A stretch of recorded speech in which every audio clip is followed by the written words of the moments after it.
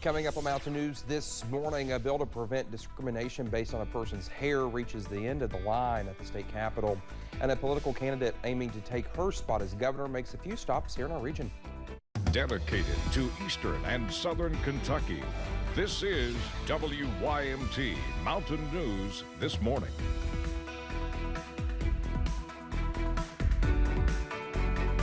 Good morning, y'all. 6:01 here on your Friday. It is almost the weekend. I'm Dakota Makris. Good morning. I hope y'all are wearing your green this morning, like me and Brandon. And Brandon, there's always some green around you. Well, not always, but you know, there's some green around you this morning. There is anyway. Yeah. So, and I've got the green wall. I've got the. See, you're safe because I'd have pinched you. Nope, I got you. So I can't pinch you. Exactly. But I can do it Monday though. We'll just roll over the holiday. I don't think that's how it works. But that might just. That wouldn't work out, so it's fine. I don't think that's how it works. Anyway, let's talk about our forecast this morning, and there is a lot of green out there, being very festive on radar, but unfortunately not great to drive in this morning. You see some pockets of heavy rain across parts of the area. I'm not really highlight any areas, but again, from basically West Virginia all the way down into Lake Cumberland, you're seeing some heavier pockets of rain indicated by the yellows and darker greens out there. So just continue to be careful. Temperatures 40s in Jackson, Manchester, Jonesville, Wise, and Grundy. Everybody else in the low 50s out there this morning. The warmest spot in the region, or actually there's two of them, Logan and Harlan, both at 54 right now. Wind coming out of the southwest, so we're going to drop to right around 50. And then we will start to climb again briefly before lunchtime. Consistent winds anywhere between 5 and about 15 miles per hour. You factor in some of those gusts, they're already pushing past 20 in parts of the region and 30 in Lexington this morning. So again, off and on rain chances throughout the day. We reach our daytime high right around lunchtime before we start to drop again back into the 40s by this afternoon. Dakota? All right, Brendan, thank you. Thursday was the final day before the veto recess, and a lot happened at the state capitol. But there are some bills we know won't be heading to the governor's desk. Jeremy Toms talked with the ACLU of Kentucky about a couple of stalled bills that would have supported Black Kentuckians. The Kentucky legislature's efforts to pass the Crown Act this year involved bipartisan support. Bills were filed in both chambers, and Senator Whitney Westerfield's Senate Bill 63 passed out of committee. But it stalled from there, with the Herald Leader reporting that Floor Majority Leader Damon Thayer said it didn't have the votes to pass. It would bring equity and inclusion to Black Kentuckians and prohibit this type of discrimination based on hair texture, natural hairstyles. Jackie McGranahan and the ACLU of Kentucky say they are disappointed. Hundreds gathered for a rally earlier in the session, but she thinks lawmakers need more education on the subject to get legislation over the line. This isn't an issue for most lawmakers. Like, they haven't experienced this type of hair-based discrimination.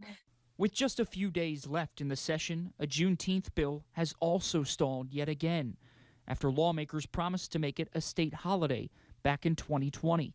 McGranahan says there needs to be more consideration for bills that support Black Kentuckians on both sides of the aisle. This has to be something that's continuing to come up in conversation, not just at times whenever there is something traumatic that happens. Jeremy Toms, WKYT. Well, she says if you'd like to learn more about these issues, you can visit the ACLU of Kentucky's website. Well, the Senate passed several bills last evening. One of those bills was Senate Bill 150. It was passed after lawmakers decided to make some changes to it. The House amended it to include language from the House Bill 470, adding language that deals with restricting gender-affirming medical treatments. The passing of the bill led to tense discussions on and off the Senate floor. This is absolute, willful, intentional hate for a small group of people that are the weakest and the most vulnerable among us. I find it so hypocritical that people are condemning us for this legislation, but can turn a blind eye to 50 years of Roe versus Wade that killed 63 million innocent babies. So don't lecture me about caring for children when you will openly support the murder of innocent children. The ACLU released a statement minutes after the Senate passed the bill, saying, quote, legislatures cannot erase transgender people from existence, and we will continue to fight for equal rights and equal protection under the law, end quote. The bill now heads to Governor Andy Beshear's desk. And a medical marijuana bill passed the Senate for the first time. Several bills on the issue have come up over the years, but have never passed out of the Senate committee. Lawmakers passed Senate Bill 47 in a 26-11 vote. Under this bill, users would not be allowed to smoke marijuana, only use edible versions. It would be available to people with qualifying medical conditions like cancer, epilepsy, and PTSD. The bill will still have to pass the House, but it has believed to have enough support there. The primary election is just 2 months away, and a long list of GOP candidates are battling to likely take on Governor Andy Beshear.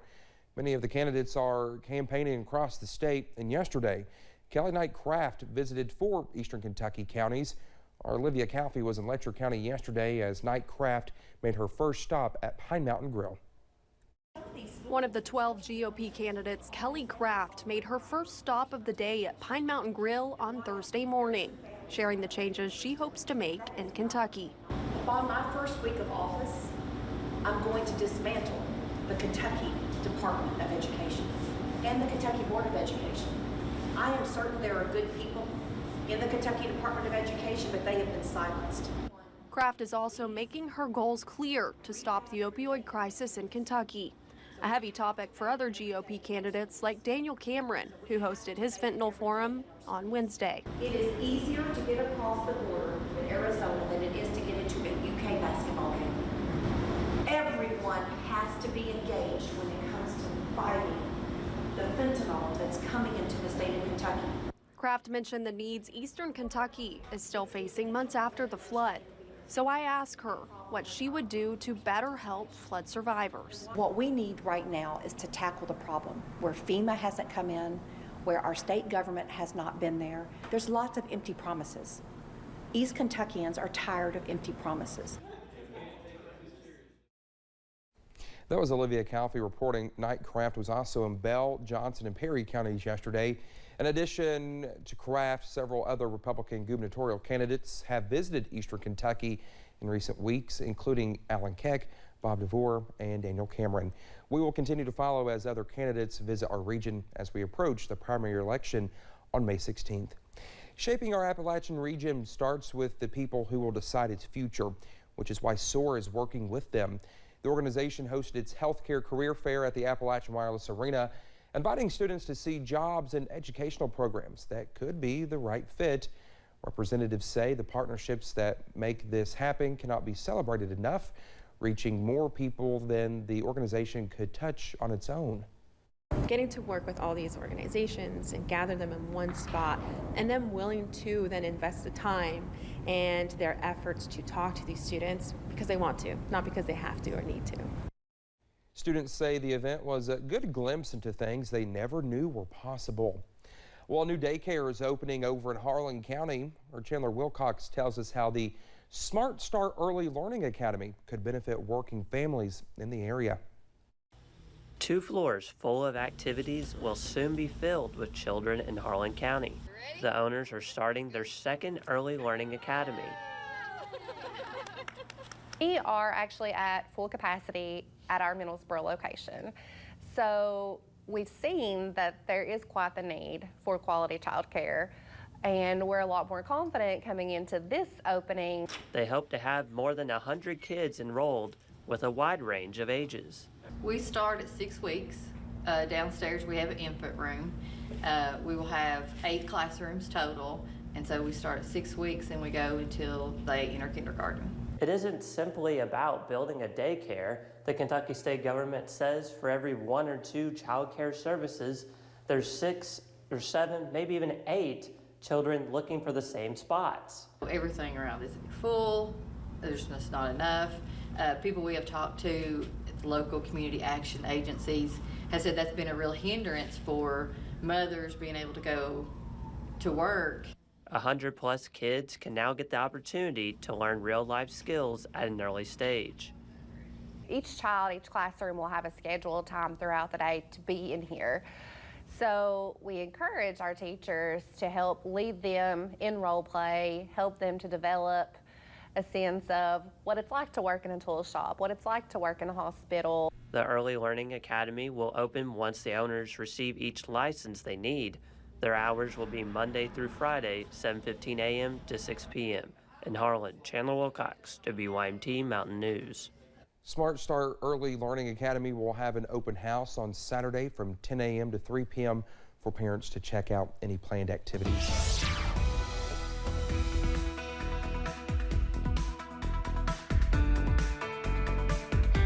.611 here on this Friday morning. We continue to track the heavy bands of rain that are moving through parts of the region. Let's take a look at it live pinpoint Doppler radar. And again, St. Patrick's Day rain out there this morning. We're seeing some yellows and darker greens out there, indicating those heavier pockets of rain. UVA-wise, seeing some raindrops there on the lens of the camera.